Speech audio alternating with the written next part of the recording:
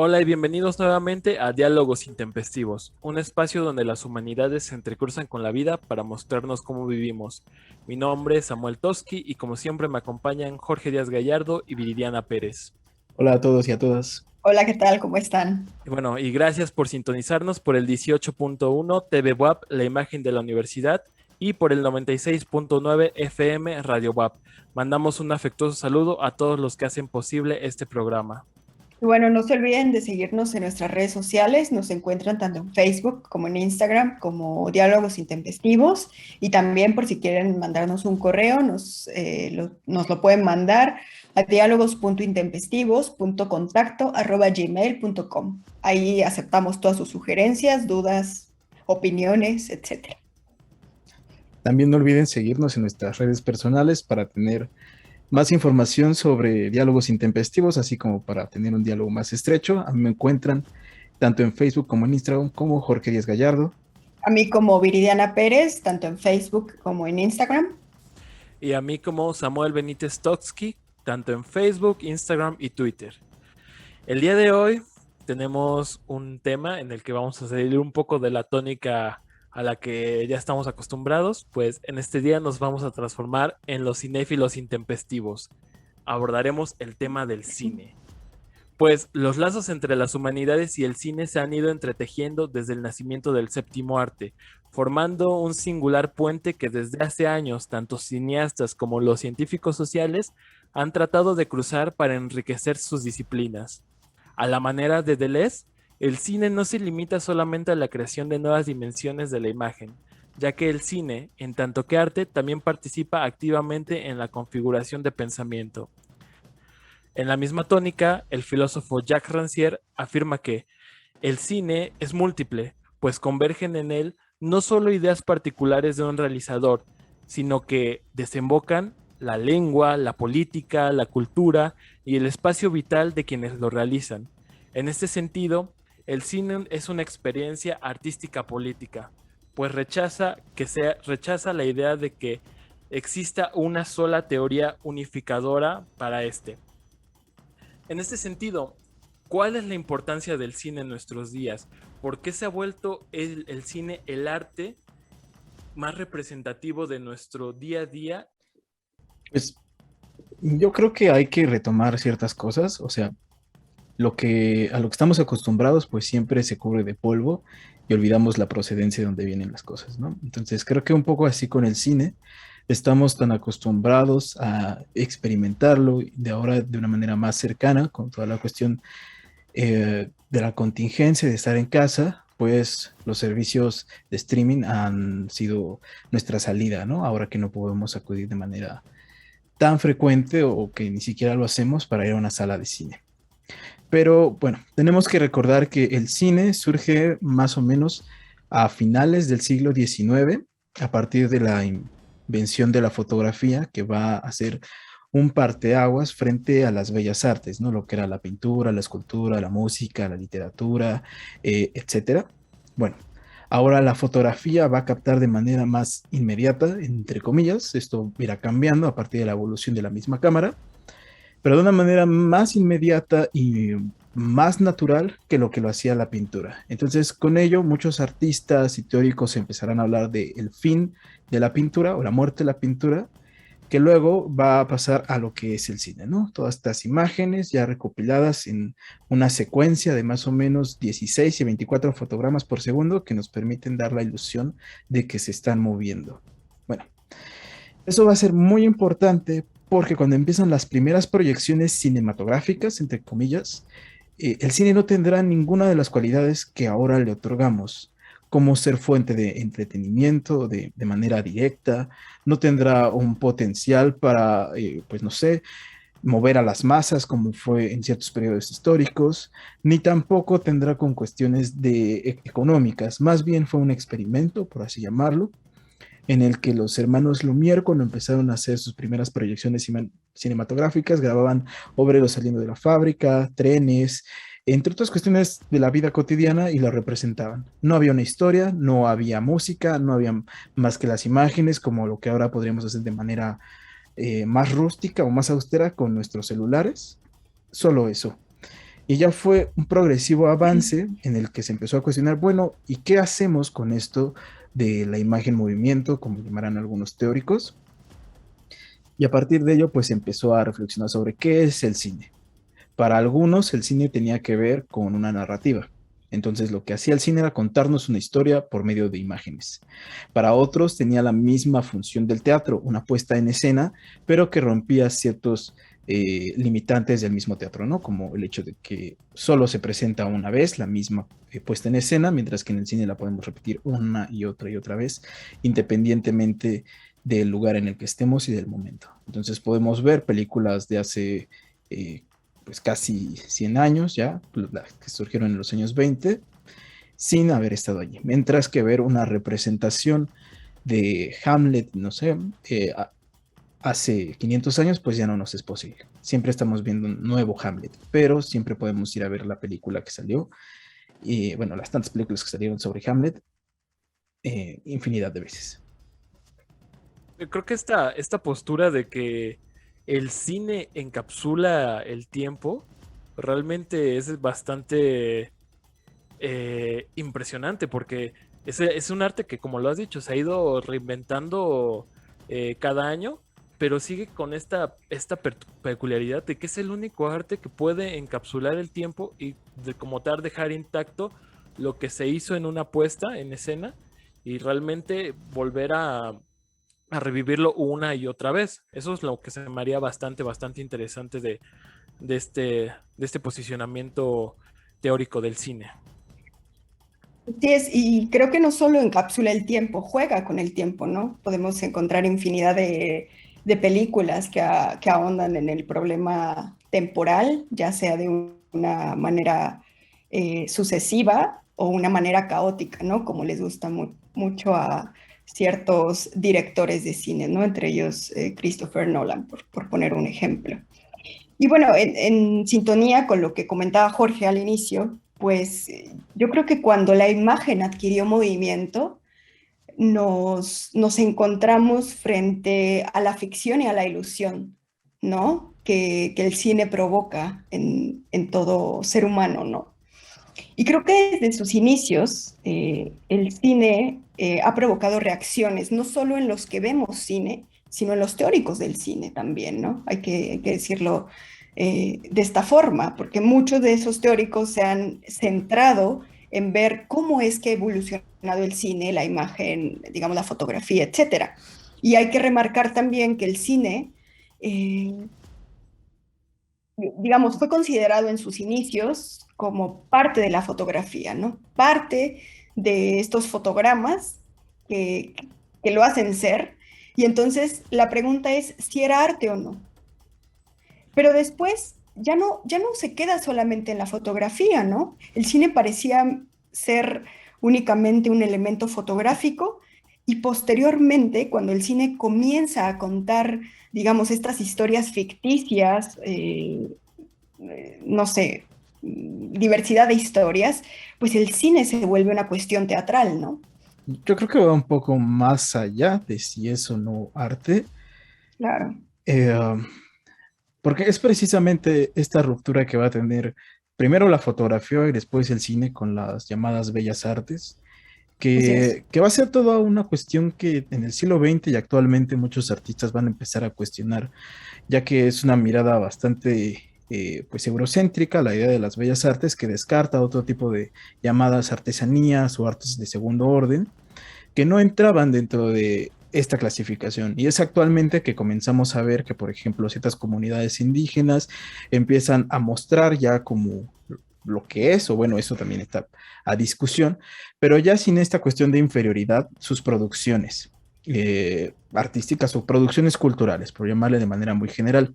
Y entonces tenemos que los telares y todas las cuestiones que se hacen a partir del tejido, la cerámica, ya están en exposiciones a nivel mundial y algunas son compradas de manera exorbitante por mucha gente, sobre todo extranjera, y a precios también bastante caros, ¿no? Que ahí ya entran otros problemas Sí. igual de si las partes están bien distribuidas y a los artesanos de estas comunidades se les da realmente el dinero que tendrían que ganar y si no más bien los intermediarios, toda esta gente que está en el mundo del arte se está haciendo de todo ese dinero de manera muy rapaz, ¿no? Pero bueno, entonces yo creo que la importancia de la fotografía y el cine es que va a cuestionar ese modelo eurocéntrico de las bellas artes para hablarnos de otras formas de experimentar, en este caso, la realidad, ¿no? A partir ahora de la percepción visual y luego lo que va a confluir con el sonido, la puesta en escena, la narrativa, entre otros elementos que el cine más experimental empieza a probar, ¿no? Y también empieza a jugar con esta relación entre la ficción y la realidad. Ujú. Recuerdo esta película de Gaspar Noé, Irreversible, y cuando se presenta la duda de si una escena bastante violenta sobre un asesinato es ficticia o no, por el uso que hay ahí de la cámara, y también una escena más grave sobre una violación, ¿no? Que dura un periodo de tiempo bastante amplio para lo que estaba acostumbrado un espectador en ese momento, y yo creo que todavía la película es bastante ruda. Sugestiva, ¿no? No sé si sugestiva, no sé qué me sugeriría esa película, pero sí ruda. Yo la veo y todavía me despierta un sentimiento de malestar. Eso sería. Pero bueno, en ese momento él estaba jugando con esa idea, entonces también nos vamos con este juego de lo que vemos en el cine es ficticio o es real, ¿no? También está pensando otra vez en los hermanos Lumière, esa anécdota que tenían, que no era como tal, pero se cubrió de cierta magia y ahora resulta pues graciosa mencionarla de que cuando proyectan esta imagen de los trenes y la imagen del tren viene directamente hacia la audiencia, la gente se espanta porque piensa que va a salir de la pantalla y los va a arrollar. Pero bueno, no era así, pero es muy gracioso contar esta idea porque es esta ruptura también o esta mezcolanza entre la realidad y la ficción a partir del cine. Y ya nada más una última cosa menciono, que también esa es la ruptura que va a generar con las otras artes, que es masivo. Entonces, a diferencia de una pintura que se exhibe en un museo en París o en Roma o en México, donde sea, el cine, y más ahora lo tenemos a nuestra disposición y lo puede tener casi todas las personas, ¿no? Independientemente de su clase social.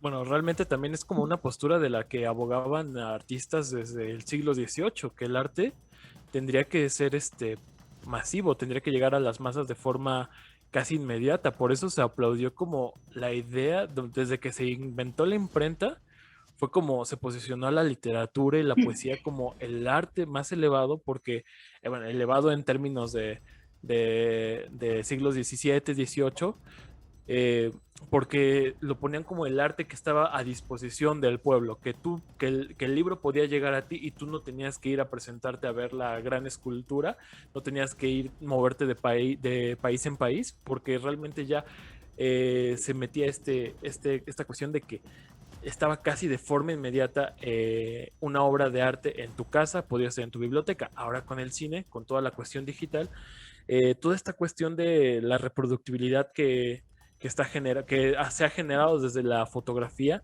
ha roto todos esos parámetros que se tenían del arte antiguo. Por eso esta ruptura también con las bellas artes. Sí, pero también hay que pensar en esta cuestión de si de verdad tenemos el cine en casa, ¿no? Porque creo que ahora sí se ha roto un poco con toda la situación sanitaria que vivimos, la experiencia del cine. O sea, no niego que hay cierta eh, intimidad cuando vemos una película, digamos, no es lo mismo ver una película, digamos, disponernos a ver una película en nuestro cuarto, en nuestra sala, en nuestro escritorio, con cierta luz, a estar en una sala de cine, ¿no?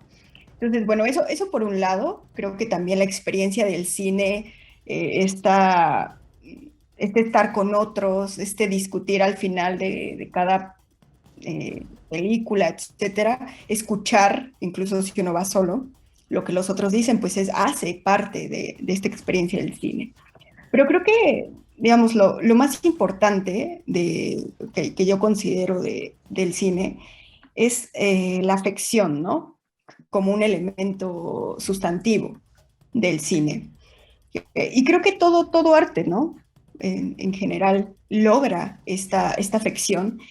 Y el cine nos lo muestra a partir de los planos, ¿no? Y precisamente hay un plano que se llama el plano afección, donde entramos en escena nosotros también, ¿no? Eso nos permite, digamos, esa imagen movimiento, internarnos en ese otro, que finalmente es otro, pero que lo vemos como un yo incluso, ¿no? Por eso hay algunos peligros, ¿no? Recuerdo, no era de una película, era de una serie, ¿no? Donde precisamente hay un asesino, entonces hacen tan emocional al personaje que entonces uno siente compasión por un asesino, ¿no? Entonces, ¿qué pasa ahí con todas esas cuestiones, ¿no? Es interesante Bueno, todo lo que despierta. acabas de mencionar una cosa central en el cine que es la magia del montaje. Claro. Realmente, aquí me hace pensar mucho en algo que alguna vez leí de un crítico de cine francés que se llama Jacques Amont, que ponía como pregunta de debate, ¿cuál es un arte verdaderamente presencial? ¿El cine o el teatro? Porque decía, en el teatro te predispones a estar en asientos alejados, a escuchar de forma a veces alejada la voz de los actores, no estar presenciando completamente Su rostro. su rostro.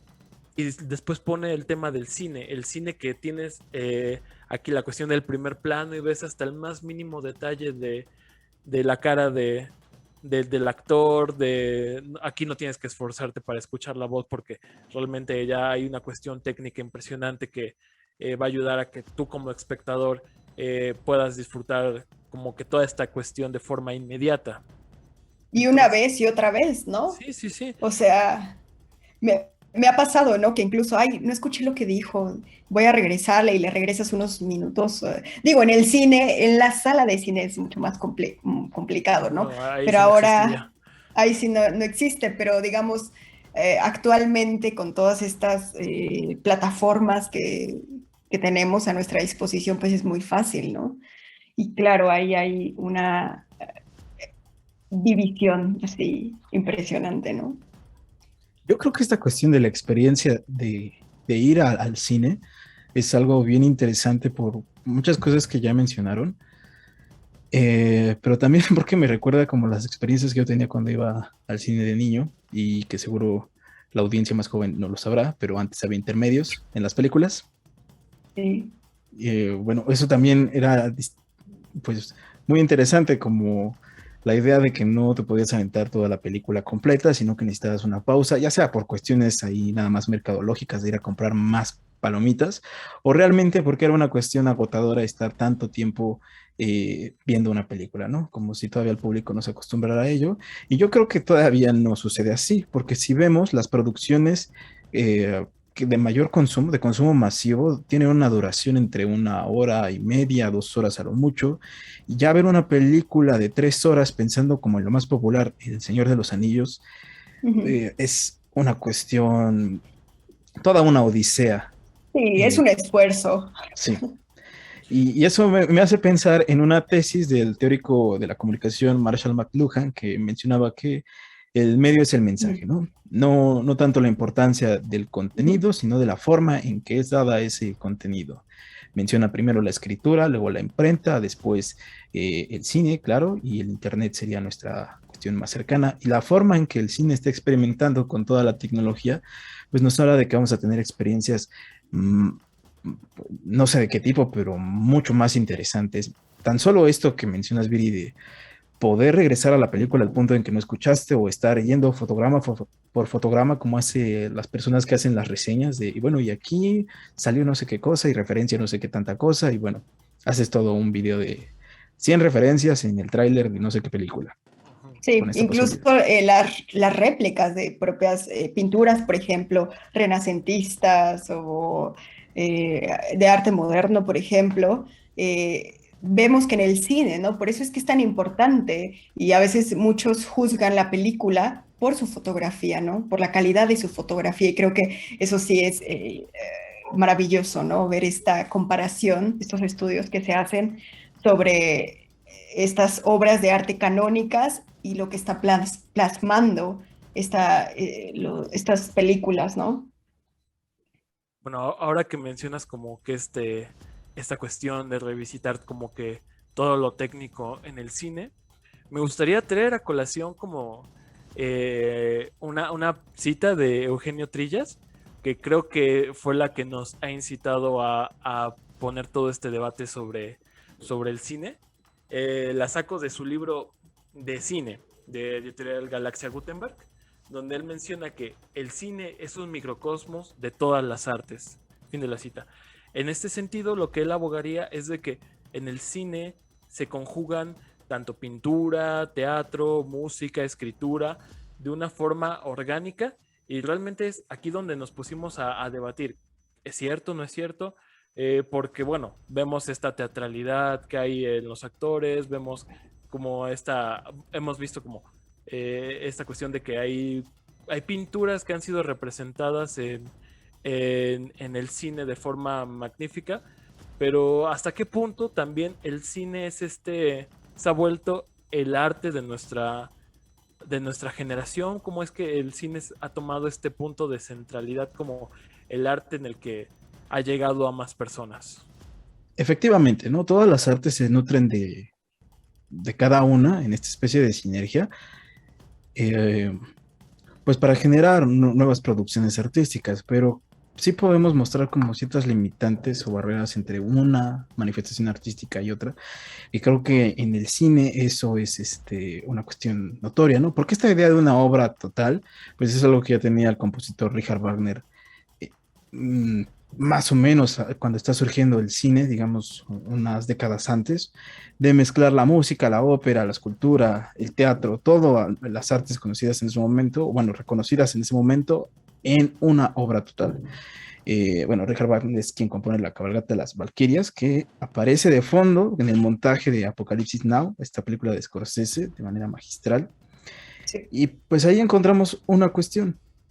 Cuando el cine empieza a tratar de ganar su independencia frente a las otras artes y descubrir qué es lo que él hace, cuál es su esencia, pues empieza a incursionar entre las posibilidades de ser la literatura a partir de grandes narrativas, como puede ser esta película de Scorsese o cualquier otra, y también con lo teatral, como las primeras películas de Georges Méliès, como todos estos pequeños cortos de 20 minutos, como Viaje a la Luna, o El Doctor Caligari en el cine alemán, o Metrópolis también, ya hablando de la ciencia ficción, pero que todavía conserva estos elementos teatrales, y un cine enfocado más en la cuestión de los planos, que busca mostrar el montaje como la esencia del cine, que habrá cuestiones mucho más experimentales que otras. Pienso en algo como más conocido, que sería Quentin Tarantino, a partir de las diferentes